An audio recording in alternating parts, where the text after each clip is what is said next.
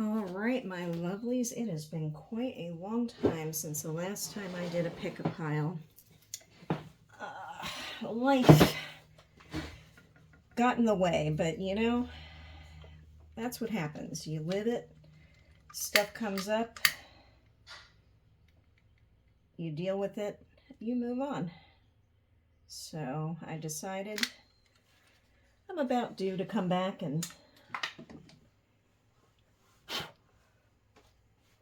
work on my tarot readings again. It's been a really long time since I've worked with tarot and done this for my clients. So I thought it would be a good time to bring it back.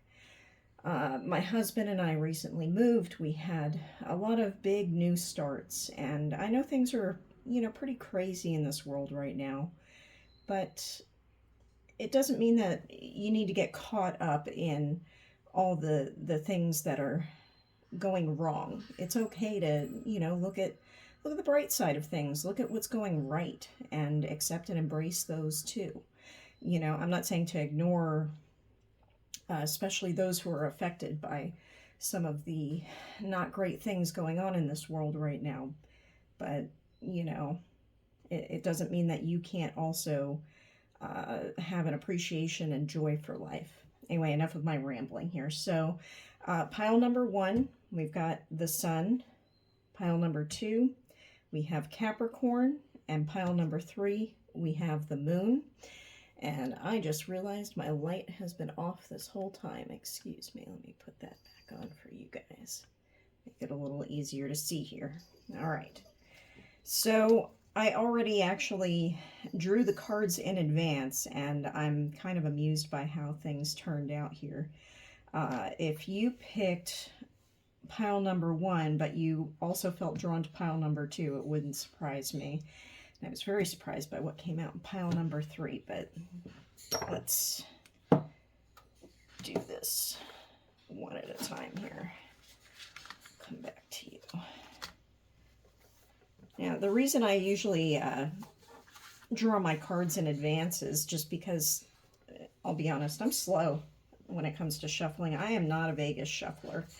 I am actually really slow at drawing cards because I feel for intuitively the kind of energy that is coming from them. So, it always speaks to me.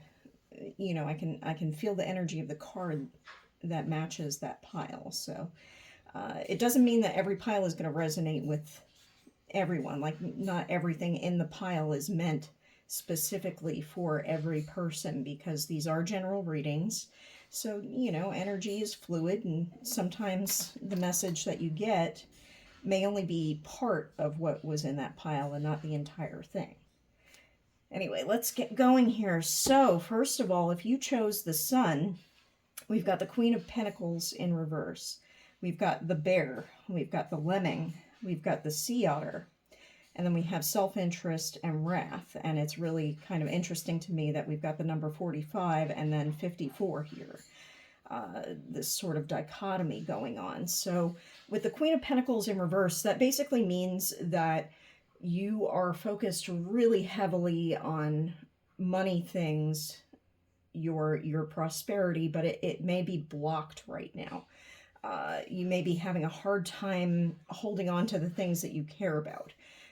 You might be having some difficulties with your finances because, too much is going out, not enough is coming in, or you're holding on a little too hard and wondering why things aren't sticking around. And, when I think about this, it's kind of neat here. If you look at the Bear card here, it's very dark. It's a very dark card. And, a bear is often in a period of rest during the winter. They go into hibernation. So with a bear, they're fierce, they're protective, they've got very strong mothering instincts, which is, Queen of Pentacles energy right there. But if you're holding on too hard and you're not giving yourself a needed rest, then you know, you get in this position of when you look at a lemming, lemmings sort of follow what all the other lemmings are doing. So maybe that's what's going on with you. You know, you're doing what you think you should be doing because everybody else does it, but you're not actually following your own instincts. You know, bears have a very specific cycle that they follow in order to uh, raise their young and you know, become their own version of the Queen of Pentacles, you know, taking care of their babies, raising a good family, being healthy and productive, like, you know, packing on that fat for the winter and making sure that everything is good to go. You know, they, like the lemmings, they follow an instinct. But the thing is here, you know, you've also got the sea otter, and the sea otter is such a beautiful animal. You know, they have this really strong sense of family, as do bears. And, you know, I'm kind of thinking that there's something about family here. Oh, that's interesting. There's something about family that might speak to you here, and I'm not quite picking up what it is. I don't know if it means that your family is pressuring you to act in a certain way, but your instincts are telling you that that's not what you need to do. Well, I wonder if that's it. If you're being pushed to be like everybody else, is that what's going on here? Oh, you know what? Maybe that would explain this issue of self-interest versus wrath. Are you afraid of somebody getting mad at you, but you have your own interests you want to follow? You're afraid that it's not going to result in what you want? You know, it can be really hard to make everybody happy, especially if you have family pressuring you to act in a certain way. And, you know, I'm not sure if you can see this clearly on the card, but the otter is swimming under the water here, and it's dark and it's hard to see, kind of like how, you know, the bear is a bit dark here, but some light is shining on it, as if the bear is being enlightened. And the woman in the card here is wearing the sea otter's skin. So the sea otter is about transformation because it lives both on land and in water, in the ocean. So, you know, I wonder if there's some transformation you need to be looking at that involves your self-interest, but it'll make others angry. Interesting. You know, I wasn't gonna do this, but let me pull another deck and see if there is advice for you. You know, pile 3 was the only one where I felt drawn to use this deck, but I wonder, bear with me a second here, I wonder if there is advice for you that I need to take a look at here, because I felt drawn to this one again.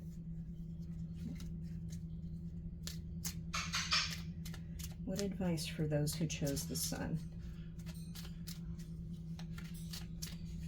What advice for those who chose the Sun?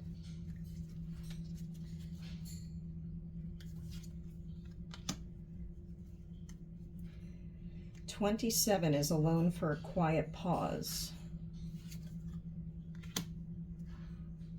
7 is a journey. Move on from the past.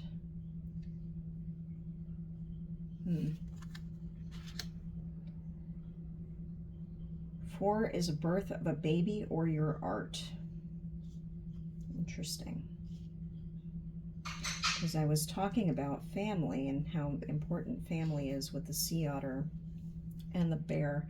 So, you know, once again, we have 27 and a 7, 4 and 4s. So I wonder if those numbers are significant to you in some way.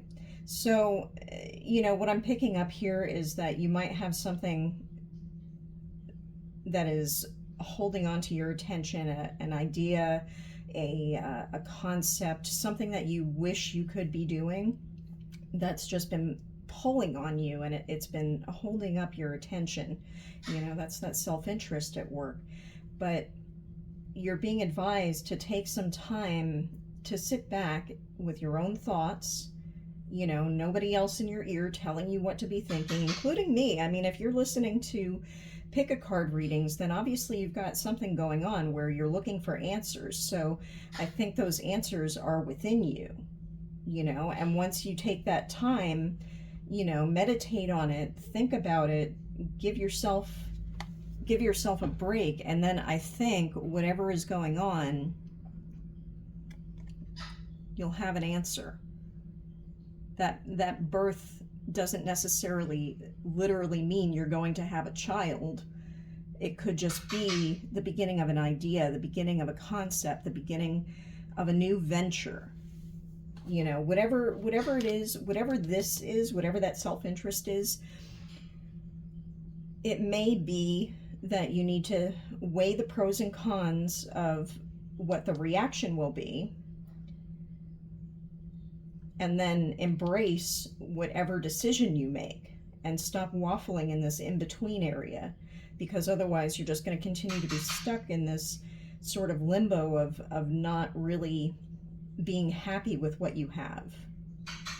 All right, I hope that advice resonates. If you have any thoughts about that, if this did resonate, I hope you'll please leave me a comment. You know, like, subscribe. You know, that's the transfer of energy here to thank me for my readings, you know, if you got something out of it, which I hope you did. I'm going to move on to pile 2. All right, so we have Capricorn. My fellow Capricorns, how are you? All right, so we've got the 7 of Wands, the Otter, the Emperor Penguin, the Rhinoceros, Anomaly, and Commitment. All right. Oh, this is such an interesting energy. I like this card, the Rhinoceros here, which is about moderation. See how calm this man is here despite the element of fire around him. Funny how the rhinoceros horn grows all the way back into his lap. Interesting. All right.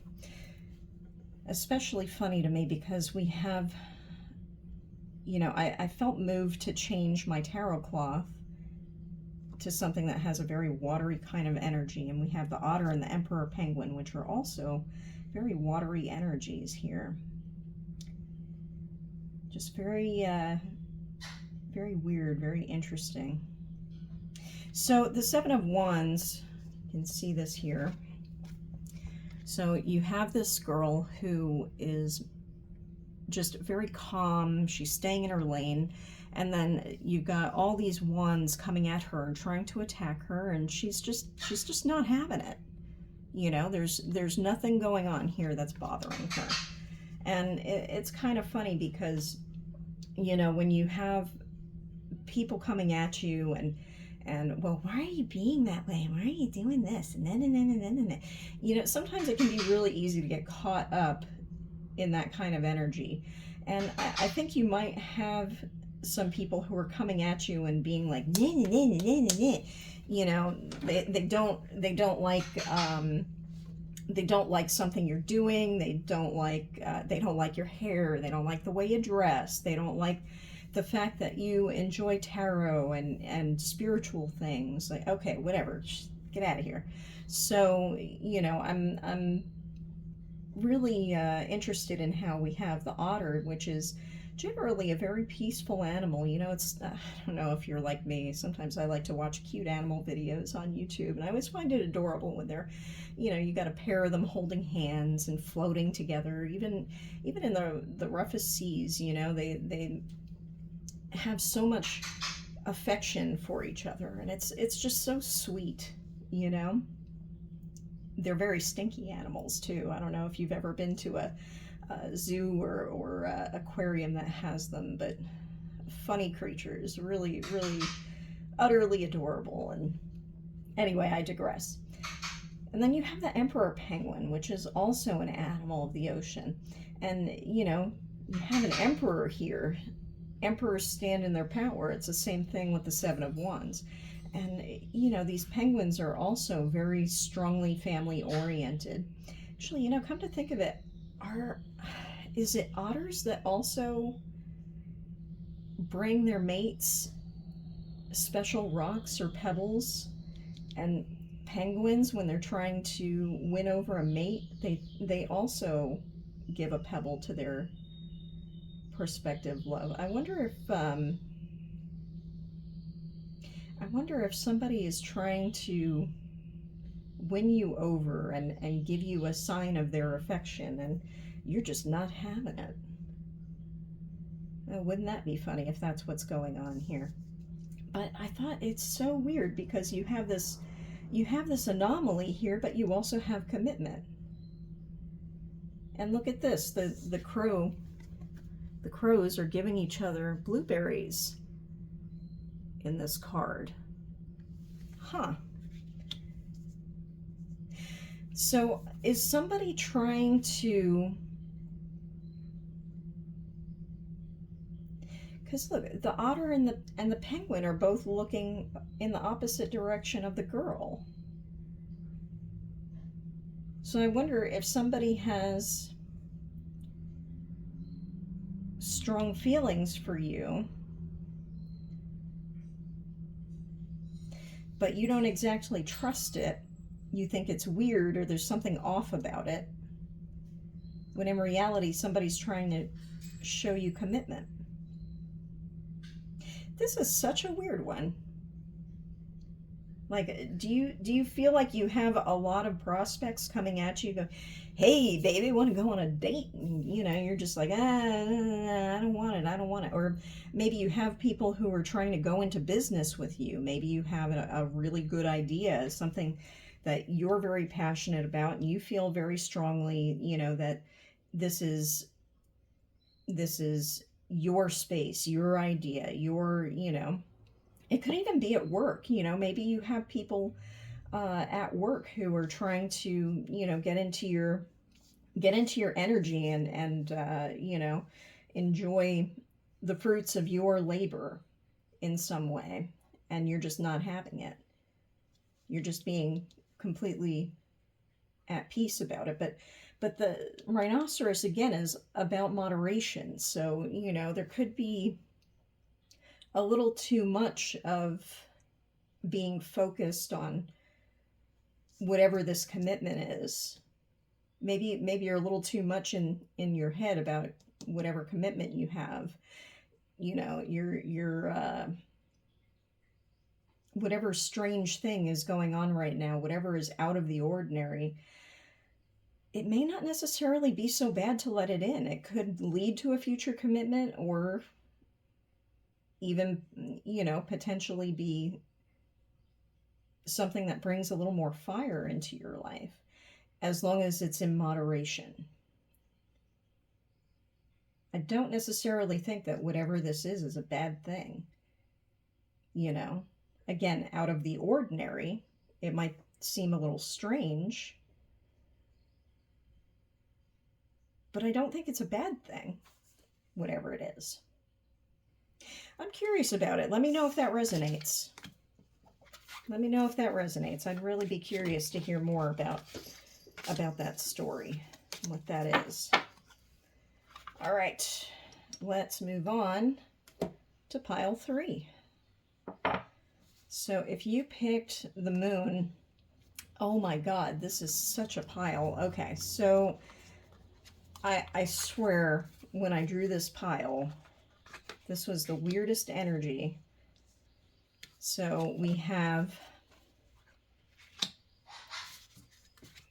the Empress, the Ten of Wands, the Ace of Swords in reverse, and then we have the Swan.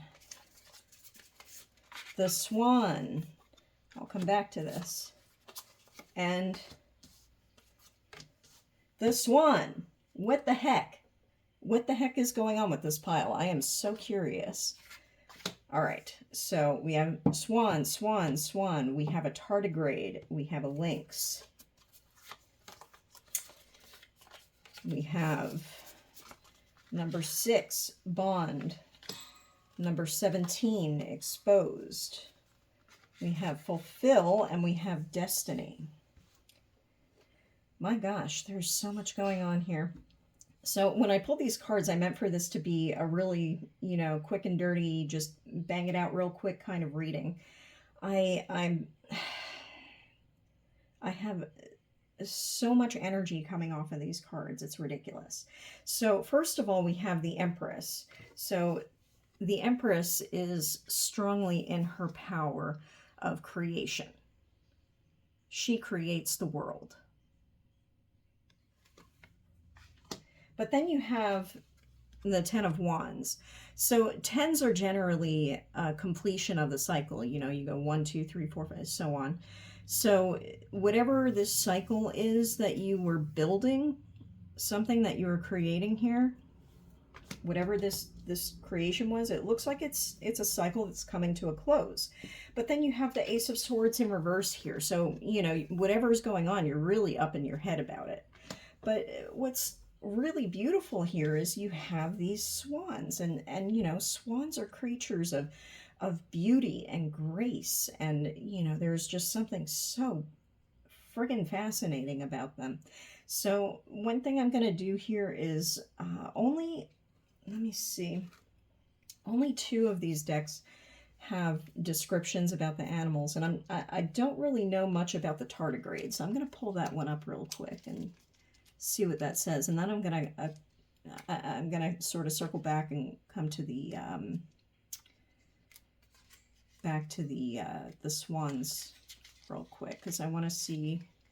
Okay, so the tardigrade is about endurance and survival. We got the swan right on the other side there. That's so neat that they came out like that. So tardigrades, these 2 seemingly unrelated entities share a common theme. They both symbolize endurance and survival.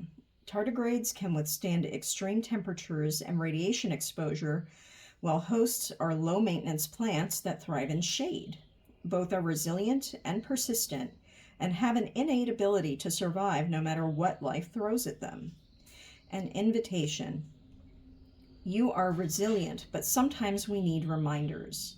Write down 3 moments in your life where you persisted despite the struggles you were facing. All right, and then let's take a look at the swan here. So the swan is about relationships and partnership. The swan and red chrysanthemum are symbols of love, devotion, and partnership.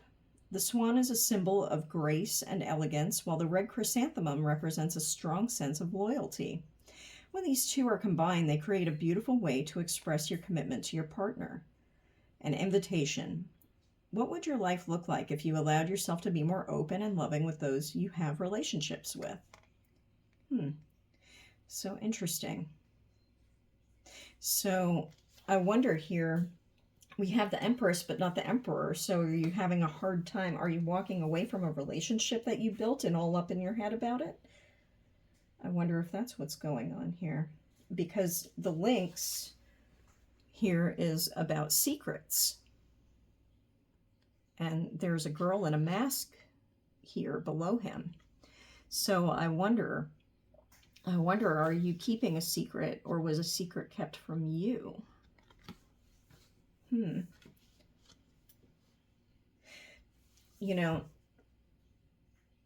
It's funny here because the Empress is number 3 in the tarot deck, and the lynx here is number 2.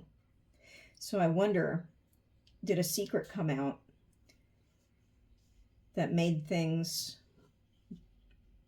difficult here? So you went from the Empress to having to rebuild the end of a cycle, and you can't seem to stop thinking about it or let it go.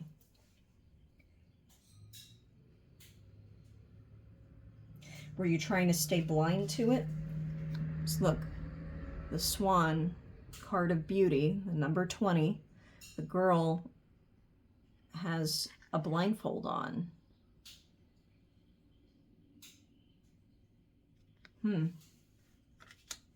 Interesting. So then we have number 6, bond, and number 17, exposed. So again, we have secrets, so exposed secrets. So it looks like this hawk is coming in towards the crow here.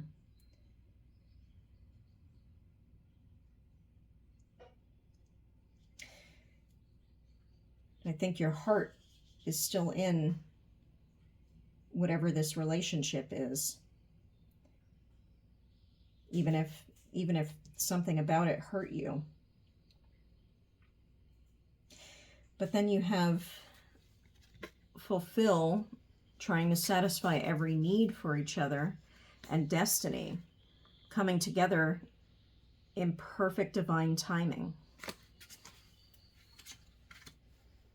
So maybe there's a secret that needs to come out and see just how strong and resilient this relationship actually is, because honesty in a relationship is so important.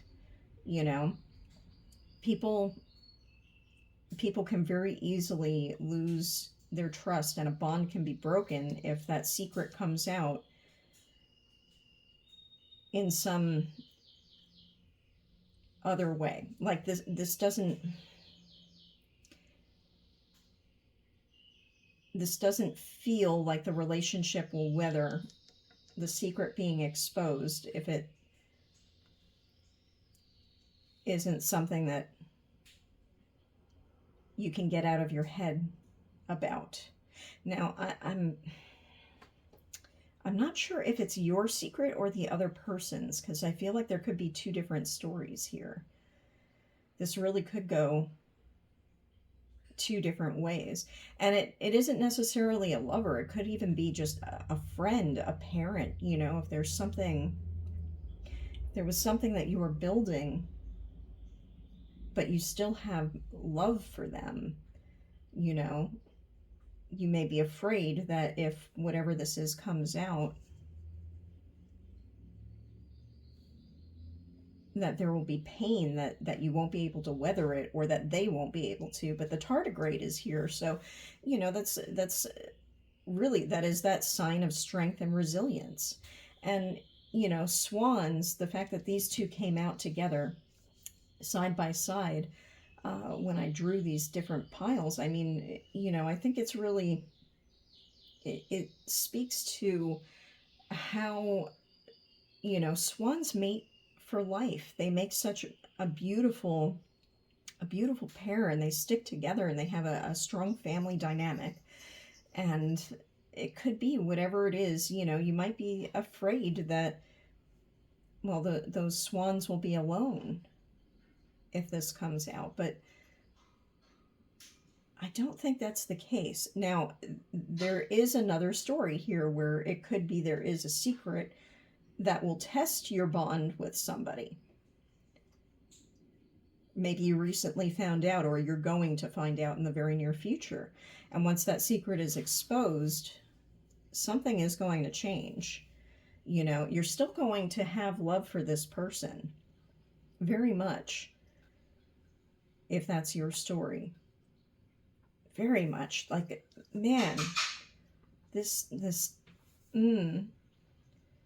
whatever it is, I think it may hurt your heart. It may. But I think you're both strong enough to get through it. You're just overthinking whatever the issue is. All right. That's what I have for you, my lovelies. I really hope that helped, and I hope that, you know, you'll stick around, see more videos, and let me know what you thought of this reading.